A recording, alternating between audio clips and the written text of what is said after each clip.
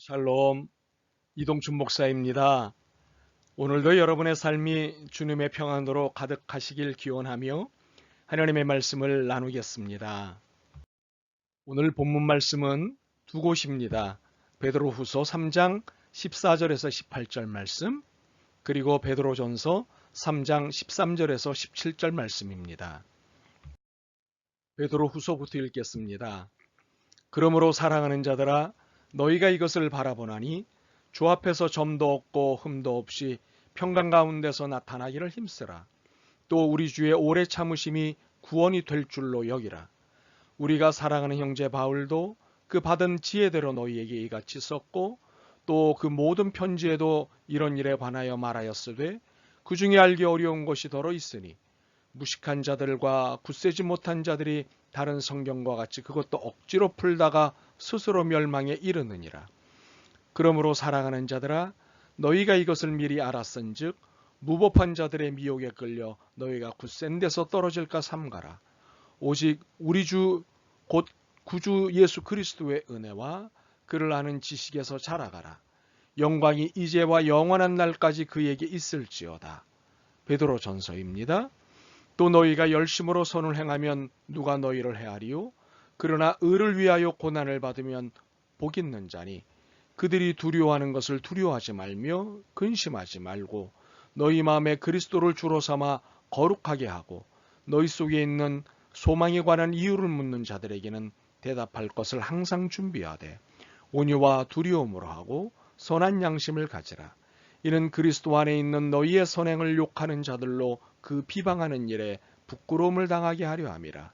선을 행함으로 고난 받는 것이 하나님의 뜻일진데 악을 행함으로 고난 받는 것보다 나으니라. 아멘.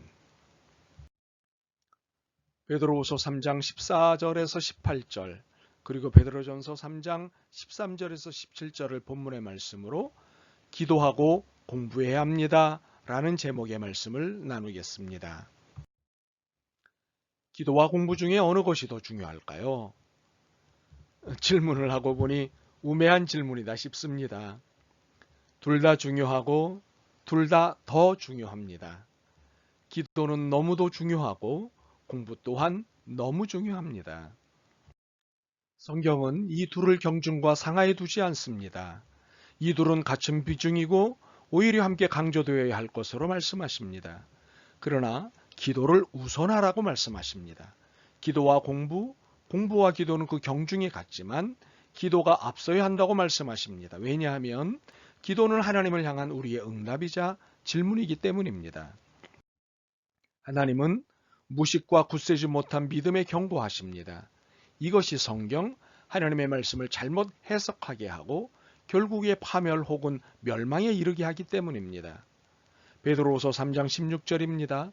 또 그 모든 편지에도 이런 일에 관하여 말하였으되 그 중에 알기 어려운 것이 더러 있으니 무식한 자들과 굳세지 못한 자들이 다른 성경과 같이 그것도 억지로 풀다가 스스로 멸망에 이르느니라. 그러므로 파멸이 아닌 구원, 멸망이 아닌 부흥은 바른 성경 해석에 있기에 유식하고 굳건한 믿음이 필요합니다. 무식이 아닌 유식, 굳세지 못한 믿음이 아닌 굳건한 믿음을 위해 기도해야 합니다. 공부도 필요하지만 우선 기도해야 합니다. 하나님, 이것은 무엇입니까?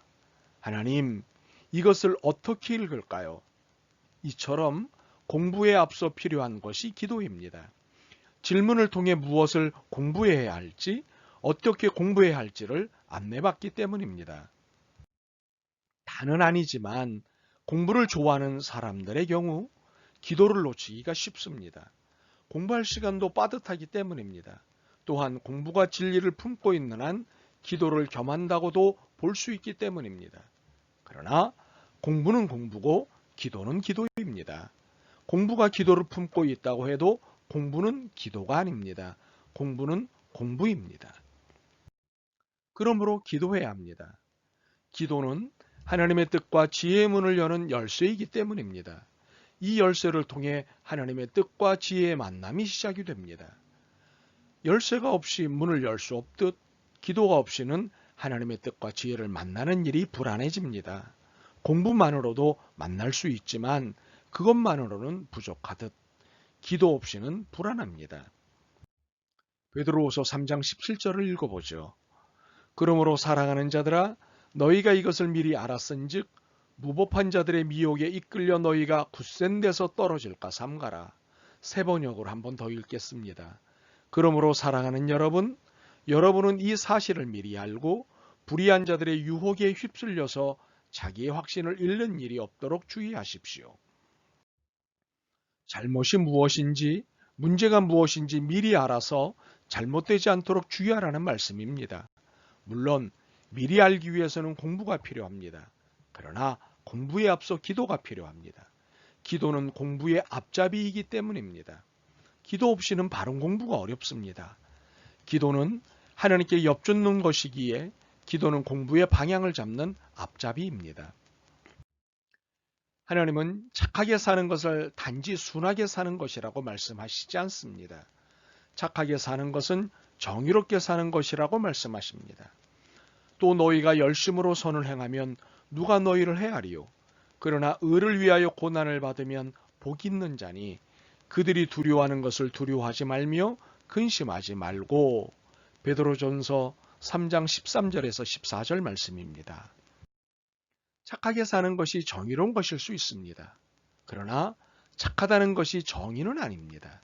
그렇기 때문에 선과 의가 구분됩니다. 물론 의가 선이 될 수는 있습니다. 선도 의가 될 수 있습니다. 그러나 의가 선이 아닌 것은 의가 착하지 않을 수도 있기 때문입니다. 순하고 말 잘 듣는 것을 선의 특징적인 모습이라고 볼 때 정의는 격하고 반항적이기 때문입니다. 그러므로 정의를 따라 살라고 주문하신 말씀에 따르면 두려워하지 말며 근심하지 말아야 합니다. 그러기 위해서 하나님께 힘을 구해야 합니다. 기도해야 합니다. 간절히 기도해야 합니다. 그러면 용기와 힘과 지혜가 생깁니다. 그런데 기도만으로는 안 됩니다. 그럼 무엇일까요? 공부입니다. 베드로전서 3장 15절에서 16절 말씀을 읽지요. 너희 마음에 그리스도를 주로 삼아 거룩하게 하고 너희 속에 있는 소망에 관한 이유를 묻는 자들에게는 대답할 것을 항상 준비하되 온유와 두려움으로 하고 선한 양심을 가지라. 이는 그리스도 안에 있는 너희의 선행을 욕하는 자들로 그 비방하는 일에 부끄러움을 당하게 하려 함이라. 대답할 것을 항상 준비하라. 이 말씀에 따르려면 우리는 공부해야 합니다. 말씀 공부, 그리고 말씀을 잘 이해하고 바르게 이해하게 해주는 여러 방면의 공부를 해야 합니다. 그리고 공부의 최종 목표가 선행을 욕하는 자들로 그 비방하는 일에 부끄러움을 당하게 하려 함이기 때문에 깊게 공부해야 합니다. 설득시키는 수준에서부터 굴복시키는 수준에 이르는 공부를 해야 합니다.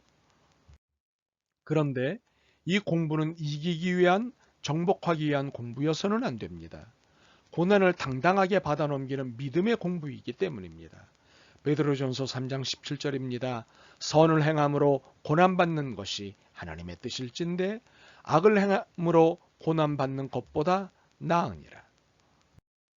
우리의 공부는 악은 안 된다고 선언하고 악을 선으로 바꾸는 공부입니다. 그러므로 우리의 공부는 고난이 당연하다고 믿는 공부입니다. 악을 두려워하지 않을 뿐만 아니라 고난도 두려워하지 않는 공부입니다. 이 공부를 통해 그 어떤 악도, 그 어떤 불의도, 그 어떤 고난도 근심하거나 두려워하지 않는 것이 공부의 목적입니다. 그러므로 본질과 원칙에 충실한 공부를 해야 합니다. 바른 성경 공부를 해야 합니다. 바른 신앙생활을 위해 성경을 비롯한 모든 공부를 해야 합니다. 그리하여 항상 준비된 대답을 지녀 그 누가 어떤 상황에서 묻더라도 대답할 수 있어야 합니다. 이것은 공부 없이는 불가능합니다. 공부를 해야만 할 수 있는 일입니다.